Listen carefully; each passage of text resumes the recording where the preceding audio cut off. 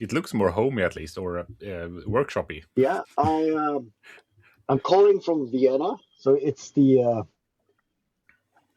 it's the Workshop Vienna podcast studio. Um, I estimated that to 2 square meters, but rummaging through some of the drawers, I found a measuring tape, and I can confirm it's 2.45 square meters. Positively palatial. Yeah, it's like a TARDIS. It's it's bigger than I thought.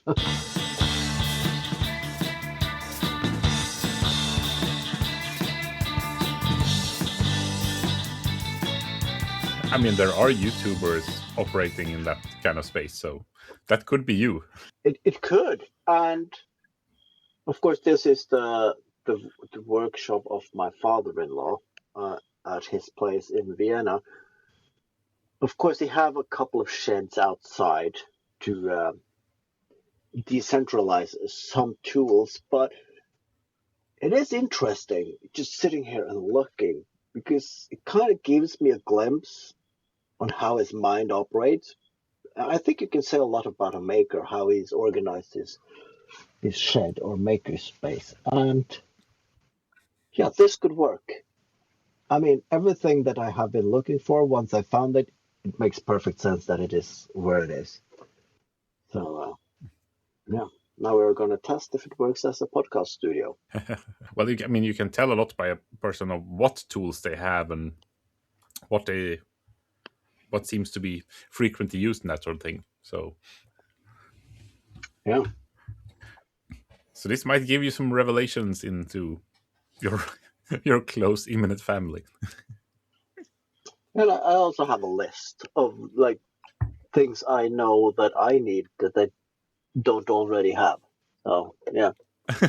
Are you gonna liberate some of the tools? I mean, I wish, but like this one, it's a cast iron hand cranked drill with this is an attachment for putting real weight on it, so you can put your knee on it whilst you're drilling, and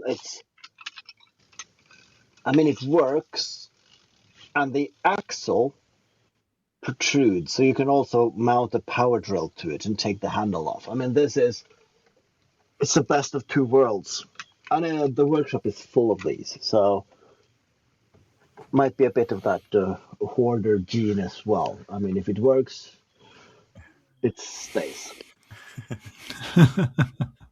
Maybe you should, get some tape out and claim stuff for future inheritance and that sort of thing. I never said no to tools from anyone, but I'm not getting myself entangled into another family's inheritance working outings or whatever it's called. That's for someone else to figure out. But if you've licked it, you've claimed it as your own. Yeah. I mean, if it's stolen and nobody misses it, then it's mine, isn't it? Yeah. Possession is half something, I think someone said so, yeah. I mean, it brings about the philosophical question. If you own a tool that you don't know how to use, do you really own it? Or does that own you? Exactly. So, am I then liberating it? I mean, yeah. I'm just expecting you to get stung with all the excess baggage when you go home.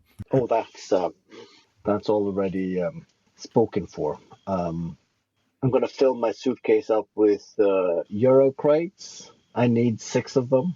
And then I can stuff all the clothes and everything in those again. So I think I can fit that in the biggest suitcase. I also found a lot of hardware, nuts and bolts and screws that I'm going to buy.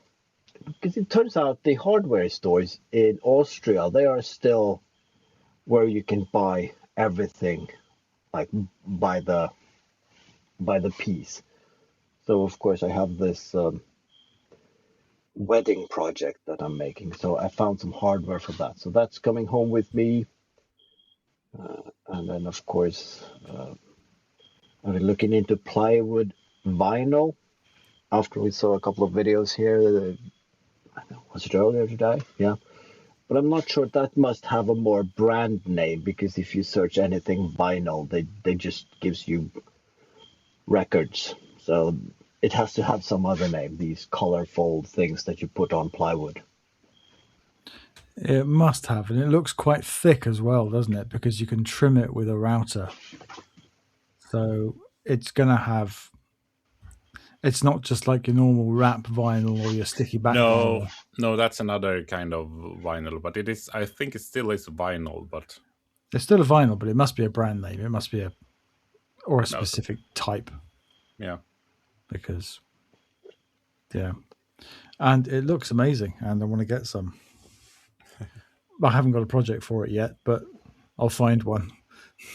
I mean, isn't that what they use for countertops and that sort of thing in kitchens? So any kind of kitchen fitter, Maybe, although I've never. I mean, I haven't spent a lot of time looking at countertops, to be honest.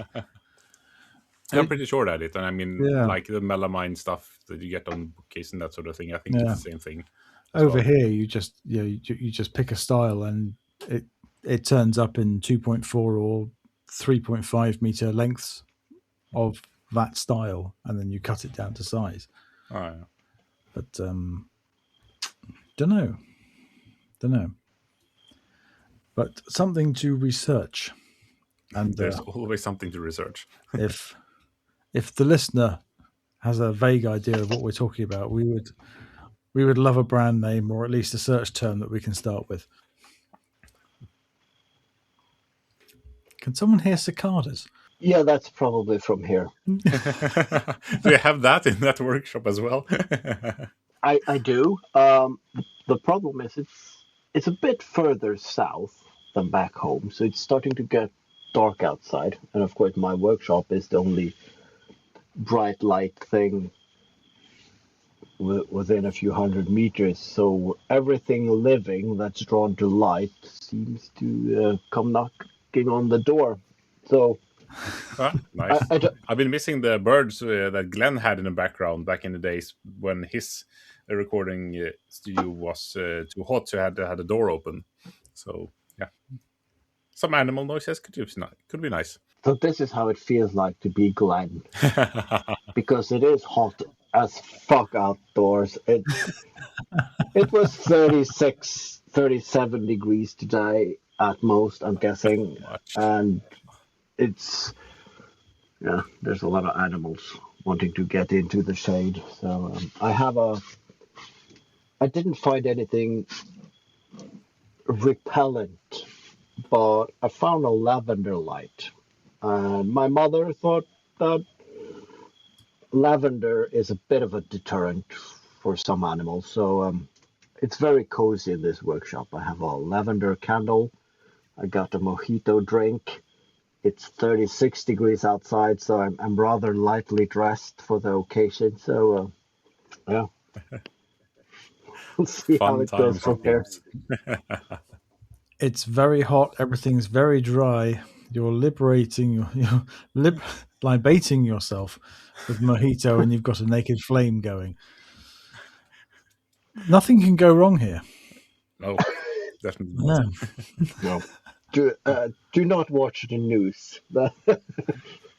Well, most of Europe's already on fire, so what's one more? Exactly. So Phil, what have you been up to? Well, I have finished the cart crate rolling debacle. I rolled it into work. Very excited. Several people saw me on the way through and commented on what the hell's that, and I said, "It's my drawers. What I made." You made that? Yes, I made that. Oh, it's amazing. But yeah, it's better than the stuff you get out of the furniture catalogue, sure. And I wheeled it under my desk, and I confidently pressed the position 1, which is the sitting position on my sit-stand desk, and it went, and then it ran into it and bounced back up again because it collided. So all my measurements, I thought I had plenty of spare room, but then I remembered the screws that came with the casters were longer than I anticipated. So I put those additional blocks between the casters and the bottom of the cabinet, which just made it a little bit too tall. And so, you were that tight in the measurements as well. Oh yeah. They're going to put a paper on that thing. Yeah, no, that. However, that 9 millimeters makes all the difference.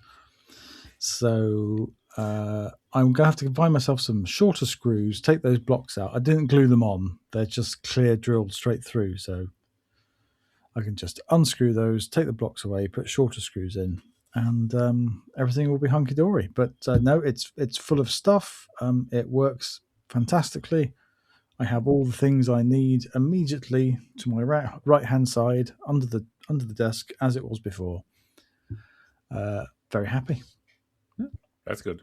And there will be a video this week.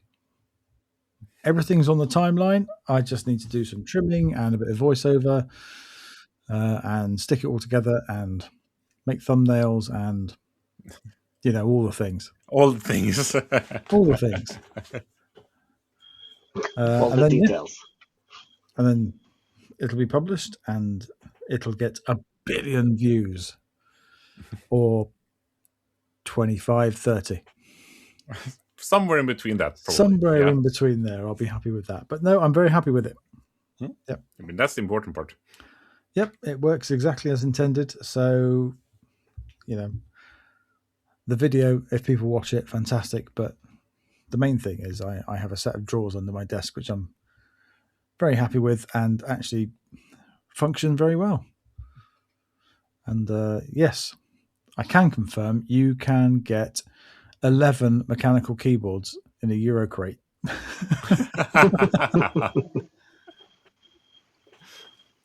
If anyone was wondering. If anyone was wondering. Yes. I mean, if How this about was... yourself?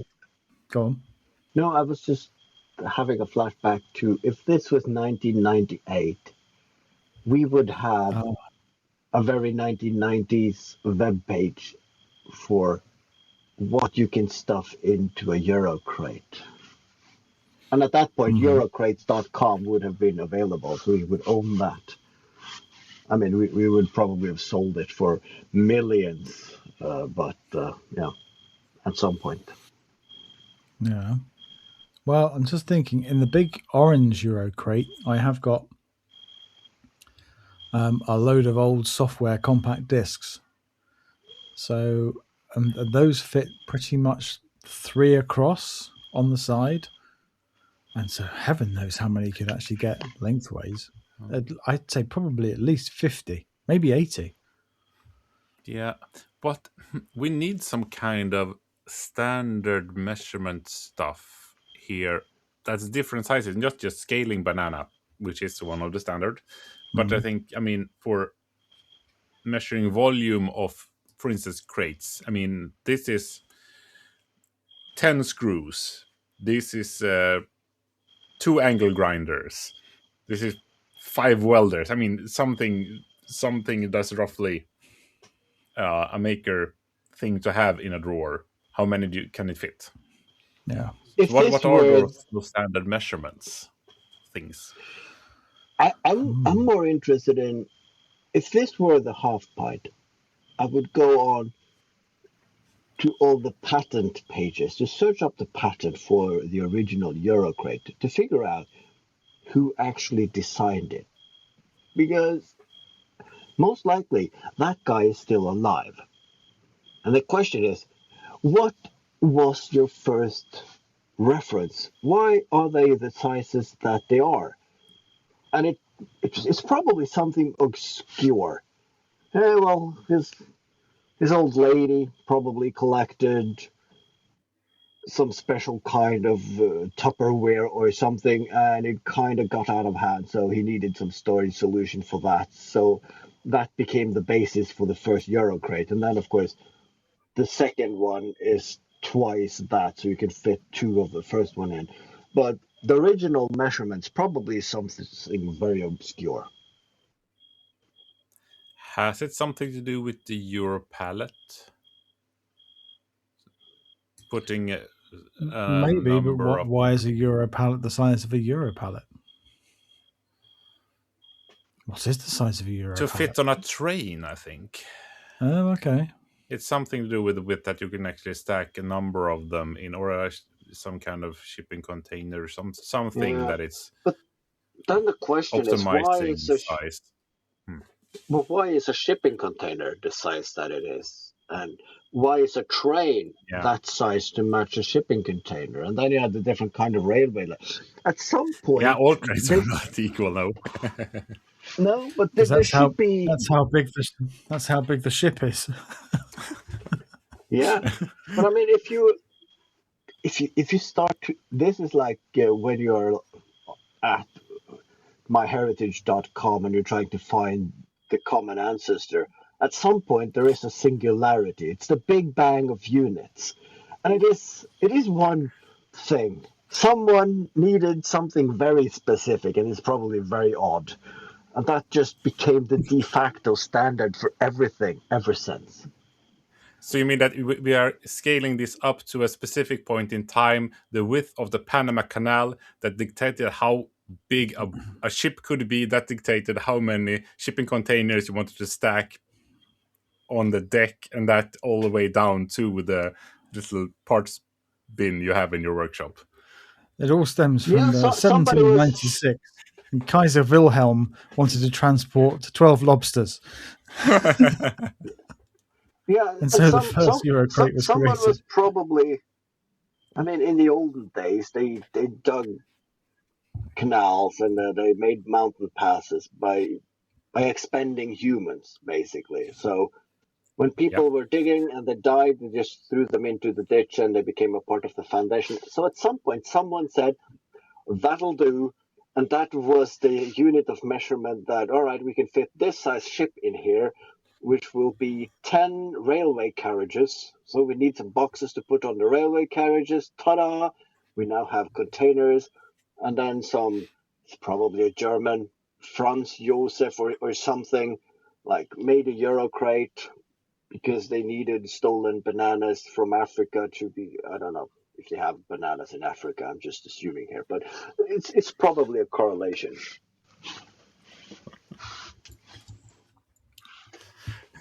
Yeah, sounds like we have a lot of Googling to do in the half pint. But we're not going to remember that then, so no problem. It's all right. I've made a note of it. Of course you have. Yep. Who designed the first Euro crate? Half pint. Half-use, pint-use. Mm-hmm. And I shared it earlier on. Did I share it on our group chat? I'm sure I did. Did I? I don't know what you're talking about, so I can't confirm or deny. Oh, yes, I did. Skip Gold. I found some old IKEA in the skip. Vintage IKEA. Vintage IKEA in the skip. It's one of those stools which are very closely modelled on the Model 60 by Alvar Alto. It's had a very hard life, but I'm looking forward to putting that all back together again. So I think the only reason it's in a skip is because one of the legs has got a split in it where the screws go through. Which is just, that just needs to have some glue put on it. Glue put in that brake, clamped up, and it'll be absolutely fine. Or remove it. And then you have a 3-legged stool, which is superior because they don't wobble. They're self-stabilizing. And then, if I remember correctly, the original Alvar Alto stool, the something 60, that had 3 legs. So the 4th leg is probably some IKEA stuff, as you said, to avoid the patent. Well, it's funny you should say that because I've got another one of these stools in the office, which was just missing a leg entirely. So I moved them round so it is in a correct sort of tripod configuration rather than this should have 4 legs, but actually it's only got 3. Yeah. And it's a little bit sketchy because I think the original ones were probably had thicker legs. Yeah, probably. And I mean, if I know IKEA, they are skimping out on material if they can. And those 4-legged ones, they weren't the sturdiest, if I remember correctly, because like every student flat had a pack of these for when you had guests, because they were dirt cheap at that time. I don't know. They seem to be pretty good. They seem to be pretty decent plywood. Yeah, but they're not the thickest. And I mean, if you had the thickest guests, then maybe you had one chair less. They are not the thickest, no. Although I have stood on one when the correct access equipment was not available. That was a little bit scary. Because you know how plywood flexes under load. Yeah. It's a good premise for a video, though. Yeah. It's a good premise for a video, though. You find this, skip gold, and you remove the one leg. Now it's a 3-legged, but it's a bit wonky. So you buy some plywood, thicker ones, that you steam bend because the legs need to be a bit thicker. But then, of course, you have to modify the seat as well, because that looks a bit flimsy when the legs are thicker, and then you swap out that as well. And then that's the point of the video. It's skip gold, you're saving the world, you're upcycling, and then it turns out you just bought everything new. Yeah, I don't know. I mean, it would be more fun to make an entirely new. If one leg was totally busted, I mean, making one out of metal or something like that would be nice as well, to give it a completely different look. Yeah. Oh, yeah. Or just reinforce them all with C-channel somehow. I really don't fancy trying to steam bend plywood. I don't think. But it would be fun to do and try if someone else had all the tools that you need to do with proper steam bending. Then I would gladly try it and do it if I could borrow that stuff. But not making everything up by myself, no. No, I don't think my rig, which is some PVC drain pipe and a wallpaper steamer, which it works absolutely brilliantly for very thin pieces of wood. If you want to do bent laminations, that works perfectly well. But for thick sort of 18 mil already existing plywood, I don't think it's going to cut it. I think you need to. Would you dare sit on that chair? Well, yeah, once maybe. And of course, I was in an arts and crafts store today where they had wood veneers down to a millimeter, so you could buy a stack of those, and then you don't even have to steam bend them. They're like paper, and just glue them together. That could have been a cool leg. And then you could have made it a bit different shape. You could also have twisted it. But then now you have your new planer, so you could take some of your 12 millimeter or something, and you could plane it down to a millimeter. It's just the same idea as the previous one. You're just wasting all this material because you want the smallest veneers, spending a lot of money, decent wood, making wafer thin veneers that you then glue back together to save one IKEA chair. Exactly. I found what was originally a £9 IKEA stool in a skip, and I've spent weeks and £300 on exotic hardwoods to make one leg. I mean, isn't that making YouTube in a nutshell? Saving the world.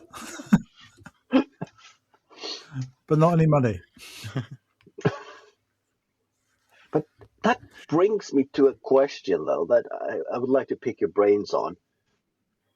Because, of course, today I went with my wife and the kids, and they went shopping. And then at some point I lost them. And we just agreed to meet up at a place. And I punched the address, and I got different routes to get there, and then I always choose the one that doesn't follow the main roads, because that's where you find the old thrift shops and the small stores, and they're not in the main street with the big brands.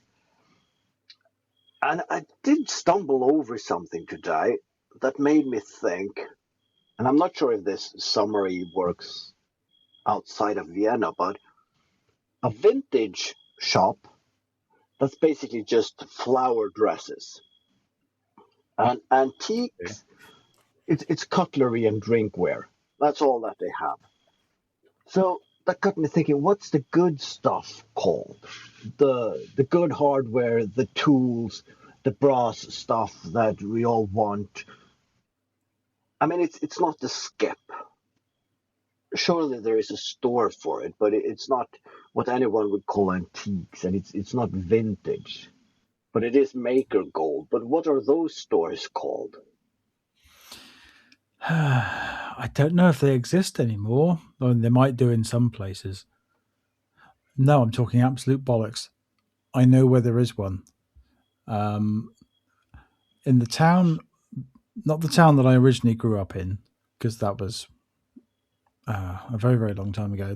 The town I grew up in when I was from about the age of 9 until I went to university. At the top of the high street, there was an old-fashioned junk shop. Now, a proper junk shop, where I think they just bought house clearances, or they just bought job lots off of people. Nothing was organized. And this was the late 80s into the 90s,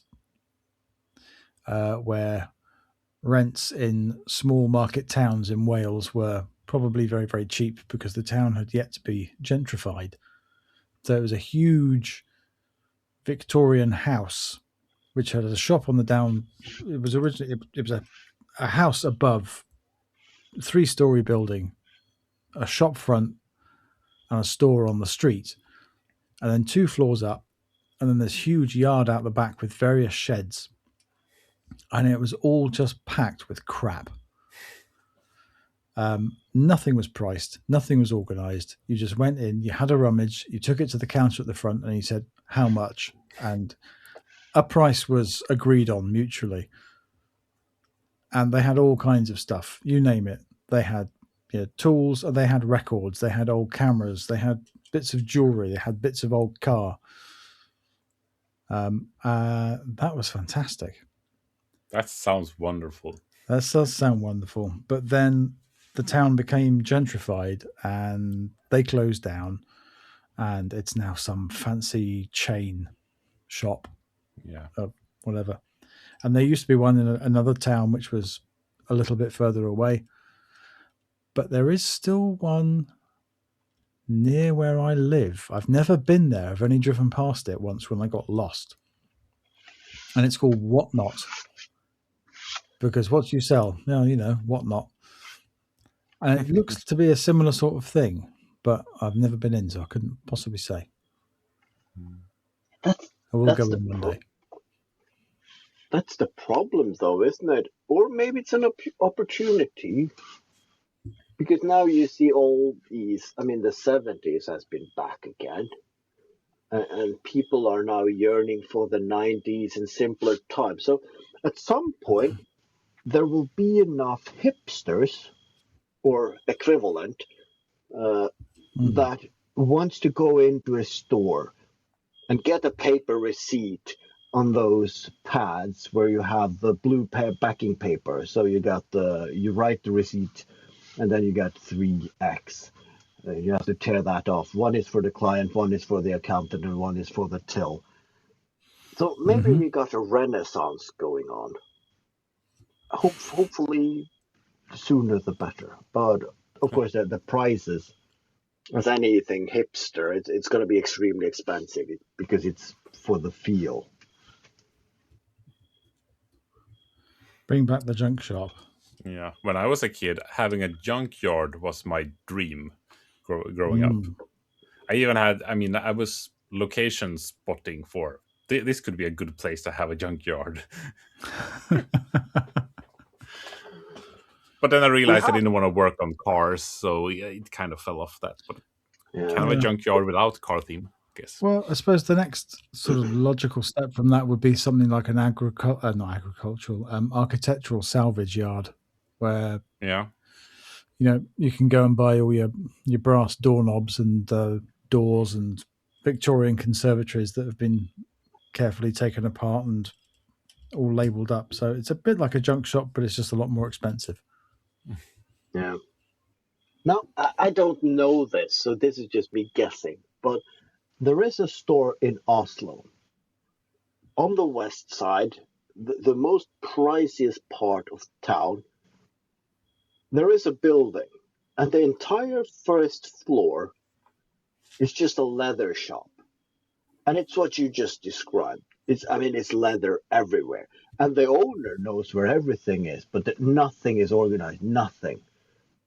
But it is leather upon leather and hardware and tools and anything leather related. You just go in and you tell him, I'm into bookbinding, so I need some really thick, durable leather, but it don't need to be first class. And oh, I know exactly what. And then he brings you 10, 30, 40 meters into the depth of this building. And this is the leather you want. And it's 20, 30, 40 pounds, depending on the size of it. And it is brilliant.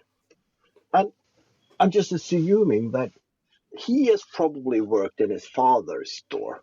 And they bought this building when this were defined as in the outskirts, right? So he's inherited this, and he's just doing whatever the family's ever done. But the day that he passes away and nobody wants to run that leather store, it's going to be turned into apartments or whatnot, because this is the best part of town ever. And no one could buy this out from the relatives if he passes away to continue this kind of shop. So it's on borrowed time. As long as he's alive, and he has probably inherited this from his parents, so he has no mortgage on it. So whatever he makes, he's debt free, probably.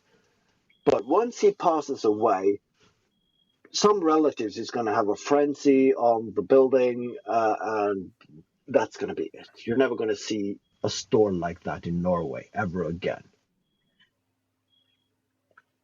which is sad. Yep. And of course, I'm going to be there to buy all the leather I can, but still. From what I've read today, you should be buying all the books you can as well. Have you read the latest AI nonsense of Anthropic's internal memo, which got leaked?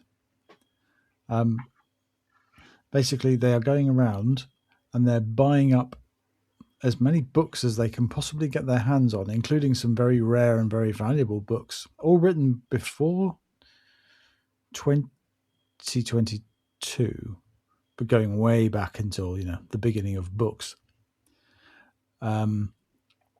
because their language models are starting to train themselves on their own slop, and then the models fall apart. So they need more input.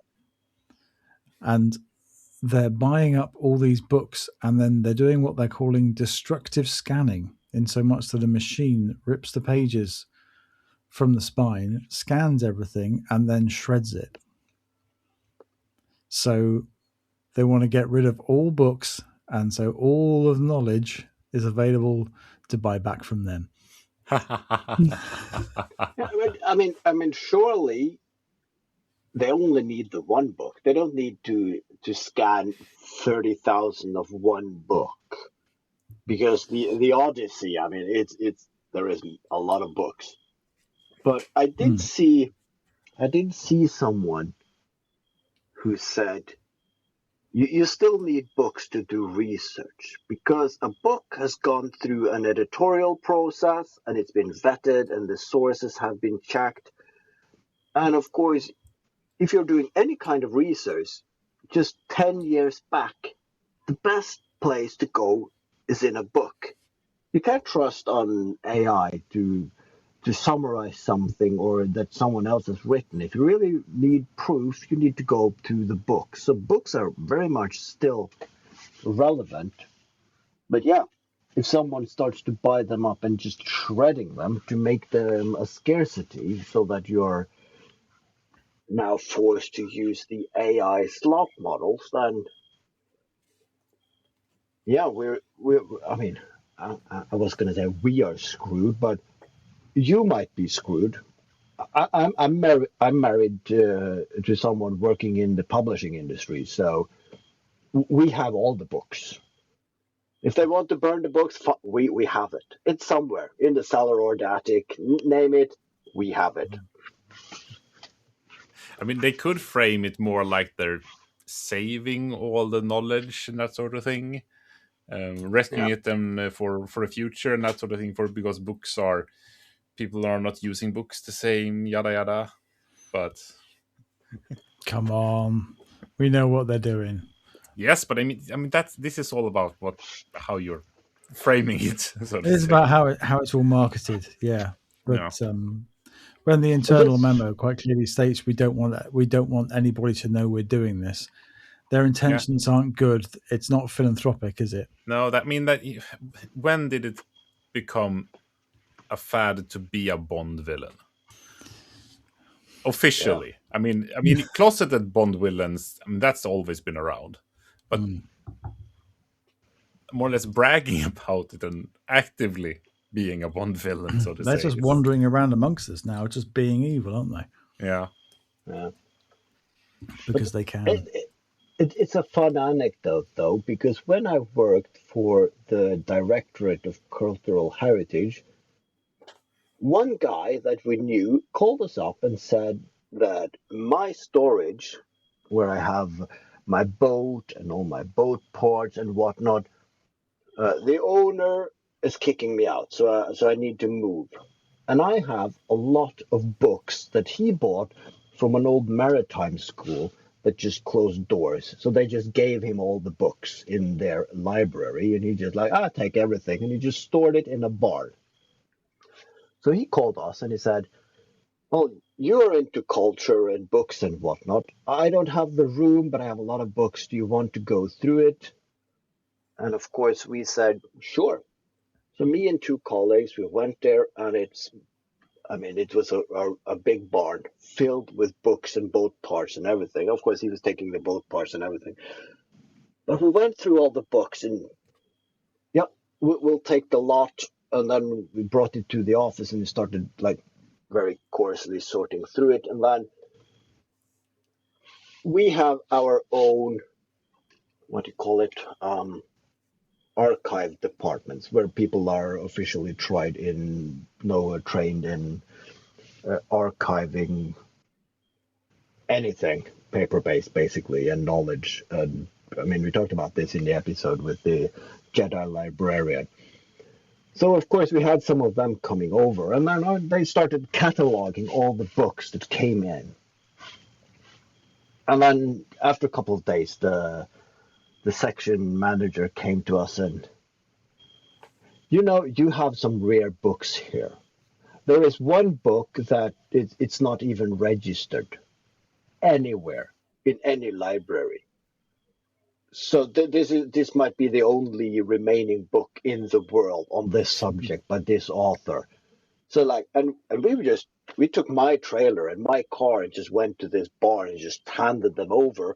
And then a couple of days later, they come in with these white woolen gloves, and this book is, and we need to put it into our archives with the climate controlled, and they have pest control measures and everything. This needs to be protected, and it's priceless. It was on the way to the skip 2 days ago, so that it was on my trailer with a tarp over it.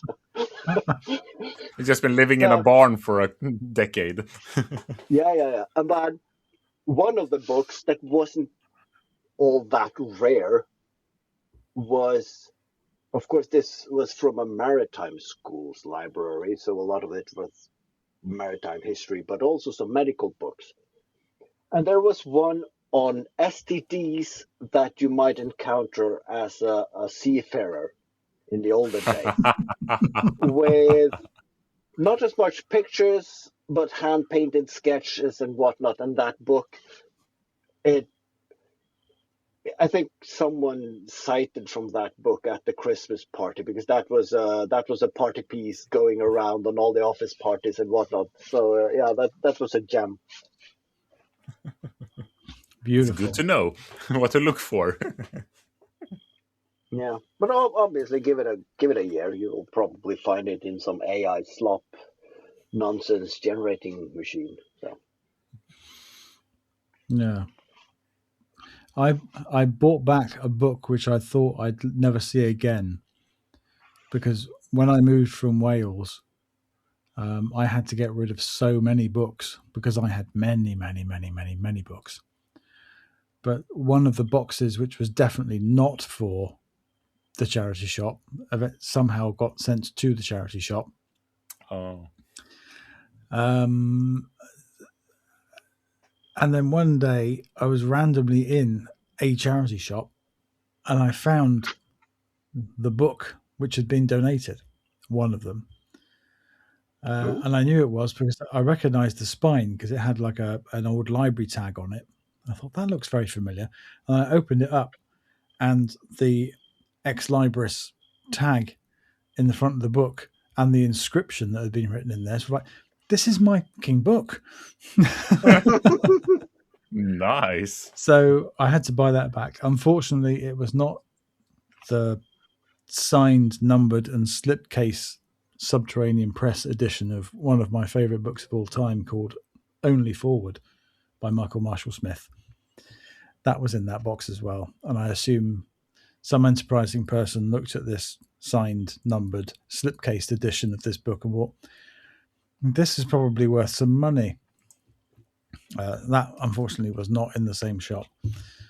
I am. So, and I can never afford to buy that again now.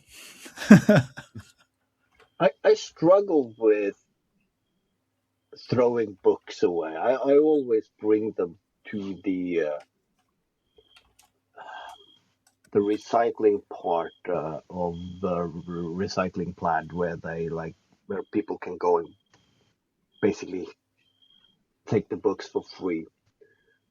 Mhm. And I have been downsizing some of my book collection because I inherited my father's book collection. But I've kept some gems, basically those who where he has written his name in them. And that is old school books. And being a radio engineer, there is a lot of old electronics and physics and math books. And it just amazes me. I'm assuming everything in there is up to date today. Nothing has changed in the equations and so on. But it's textbooks in the word fullest sense, because it's basically text. There is over a couple of hundred pages. There might be 10, 20 sketches or diagrams of something. The rest is just described in text. And I tried reading it, and I mean, that he got to work as a radio technician based on those books. He must have had some great teachers, or he was a smarter man than I will ever be, because they did not have YouTube. There wasn't an Indian making a video how to make a rectifier with 4 diodes or something like that. It was just explained in text, and that amazes me. So I have the books, and I know that my father used to sit in class and doodle in them to the point, and read them to the point where they're just falling apart. And it was probably some hand-me-downs. It's school books, so they're probably 30 years old when he got them.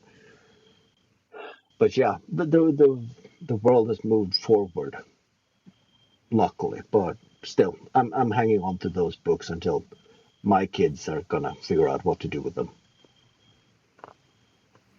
Yeah, yeah. Now you're talking about it. I mean, I've been thinking about the day I'll inherit my parents' books, which are lost, and I have a hard time seeing myself throwing books away. But I know there might not be nice books and that sort of thing. But I mean, books are books, and that's something holy with them. So I'm thinking, could I make some big shelves, because we have that high ceiling space on the top floor, and just make, I mean, over the doors and upwards, that's 2 meters of bookshelves you can have, and it's probably like 6-7 meters long. That could be right, and have a library ladder as well, because I You mean know those are you the need books. the library ladder on wheels to scoot yourself along Yes, on. yes. I mean, because you need somewhere to store the books that you don't need on a daily basis, but it's nice to have. Yeah. And that Yeah. could be No. nice. No, I remember when We, I moved, it was utterly, utterly gut wrenching having to send all those books. But it's like I'm moving from a relatively big house in rural Wales to a tiny little flat. I can't. I just can't. You have to have some place to sleep and have cook food and that sort of thing. It can't be books This wall to sofa wall. is not very comfortable. What's it? It's made of books. Yeah. but it is that it's a bit of a. I mean, it's not sad, but of course, me and the wife, we bought a house, and we wanted a library, and of course, a book ladder. That is, I would very much like to make a book ladder, and I think a book ladder is my wife's wettest dream. So I could also score some brownie points by making that. But the problem is, we in rapid succession got 2 kids. So the library that we discussed when we were at the viewing of the house is now a kid's bedroom. But also the ceiling height, it's 220. So it's not that we could put books on an entire wall in our living room, but both me and my wife being relatively tall, we could reach the top shelf without that ladder. So having one would be kind of comedically. But of course, you could remove the inner ceiling on that wall so that you also had the space in the attic. But of course, having an inner dropped ceiling, it wouldn't be like an open, majestic bookshelf that we envision. No, we never have what we want. No. Which And of of course is course, a huge library. But sometimes you can repair the things that you already have, and then maybe make a video about it. I'm trying to give you a segue here to talk It about was your new video that you put out this week. it was I don't really see the segue part of it other than Oh, KJ, you put a new video out this week. Tell us all yeah, about it. yes I did. Yeah, the Digger video. A nice little thing, because I felt, yeah, I mean, it's in part I wanted to brag that I have a mini digger now, because who doesn't? Uh, Mm.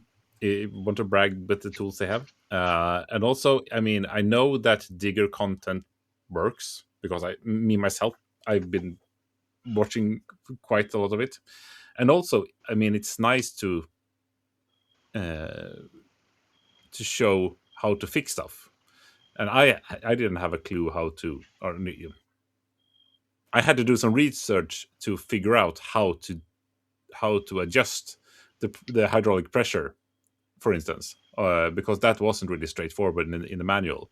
So I had to look for some YouTube videos, and if that would have worked, then it would have been a great short video, or maybe just a bit shorter.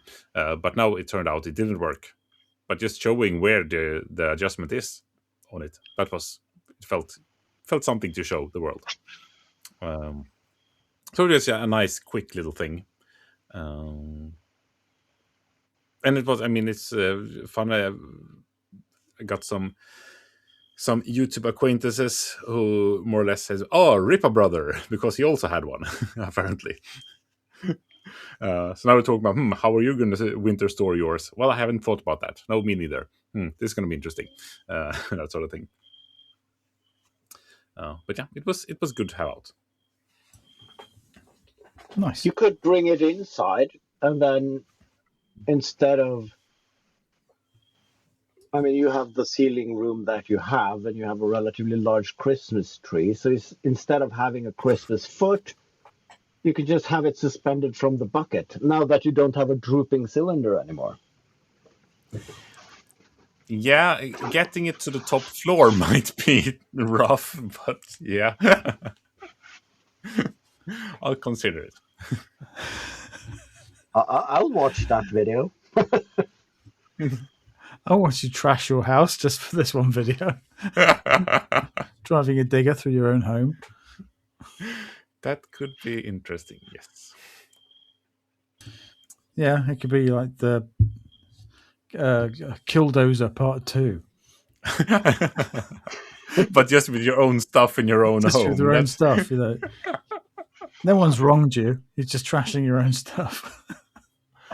That is so far from my personality that it would be fun just because of that. No, but yeah, and so my week otherwise has also been some more digging because I mean just having it functioning again.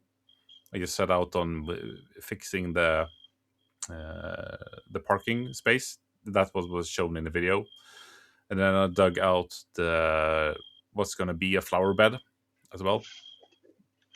Dug down like 20 centimeters and roughed up like 10 centimeters more.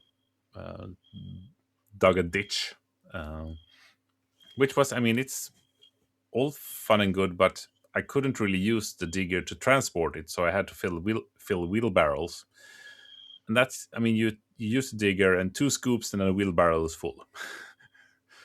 So it's a lot of just sitting on the digger and then going with a heavy wheelbarrow because I didn't have anyone to drive that for me. You really get the understand why in the professional world, every person in a digger also have a spade guy, someone who's walking around with in the pit and looking for stuff and fixing stuff, and whilst one guy just sits in the digger and does all the intricate work with heavy machinery. Because Yeah, it would be nice to have. With his thermos, with hot coffee, and he's sitting there with loafers on because he's not wearing the dirty boots inside his fancy digger. And then there's a Yep. guy or two down in the trench, just in all weather, just doing the grueling part. Yes. Yes. Yep. I thought the idea of having diggers meant I didn't have to be down here doing all this, but no. Well, yeah, you also get that feeling because I mean, there is so much you can do with a digger, and even if you are the best of the best, there are physical limitations on what you can do if you want to get into those really tightest corners and that sort of thing. So you're always going to need a spade and a shovel, and yeah. Yep. Doesn't matter if you can lop the top off a boiled egg with your digger. You still need someone to pick it up afterwards. Yeah, something like that. But then I went from big heavy machinery to doing an air dried clay project, which would be my next thing.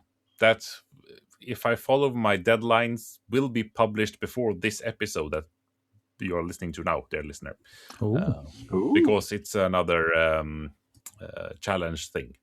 That's in the end of the month. It's a deadline, and so I felt that, can I do this in time? I should be able to, if everything works out. And so far, everything has worked out because working with air drying clay apparently is. Saying it that it's easy, that's probably evil, and I can in no way say that what I've done turned out perfect or wonderful, but it turned out a lot better than I thought it would for being my first time trying it. So that was really nice. I mean, you watch someone do something on YouTube and it looks easy, and then you try it for yourself and it turns out it's really hard. That's usually the way it's gone for me, both with woodworking and metalworking and everything. Yeah, that's what I've been doing for the last 10 years. But here it wasn't that hard. And just doing what they did in the videos, that it kind of worked.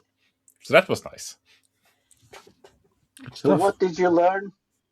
It was hard, but it was also expensive. Well, in this case, I can't really say that either because I got the clay for free from Sarah from Red Rocking Bird at Maker Central last year. So, and it hasn't dried out yet. it was on its way out. I mean, clay like that have a shelf life of about a year. So I can feel that this is not, it's past its prime, but it's still working. And I mean, I'm painting it with model paint I bought maybe 15 years ago. So that's not the best either. And for the armature wire, I used an old electrical cable. So this has really been a junk build. And there's nothing wrong with a junk build. I love a junk build. Yeah. I mean, I can't really... It's not that fun for me seeing someone build something out of really expensive parts.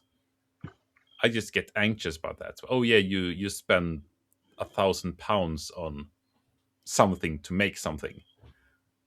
That's not sexy. I know. I mean, who would spend €1,000+ on them? No hardware store. That's crazy, isn't it? Who would do something like that? That sounds just dumb. That's just madness, isn't it? But it's a nice segue, though. Repairing stuff.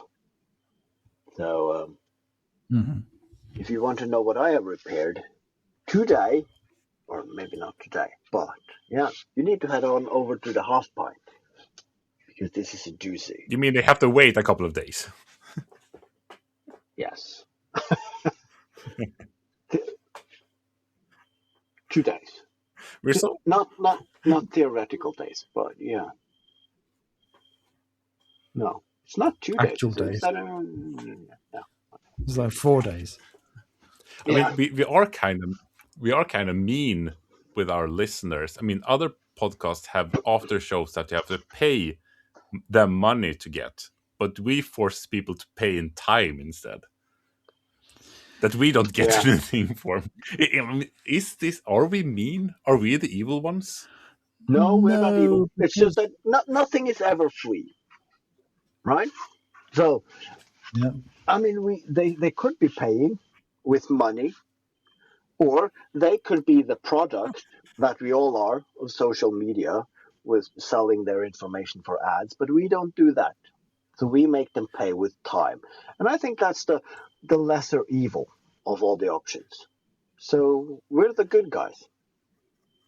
Right? Yeah, I mean, you can go off and do other things, can't you? With those few days. I mean, there may be the hardcore who listen as soon as it's published and then basically just sit staring at their podcast player until Tuesday, and they don't do anything else until the next episode hits. That's the true fans. If you are, though. If you are doing that, please do something else. It's probably not worth it. Send us a message. We'll give you a phone number. There are people you can talk to. People who can talk you down. Get off the parapet. At least go and do the dishes. Yeah. Yeah. Sleep on it.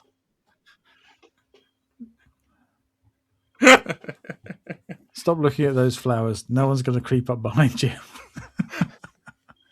Call back to last episode. It reminds me of that. I've seen it a couple of times, but you go past a bar and it says free beer tomorrow. And then, of course, you come back the next day and it still says free beer tomorrow. So it's a bit, don't jump today. Sleep on it until tomorrow. And then next day, play this message again. There's always tomorrow. Probably.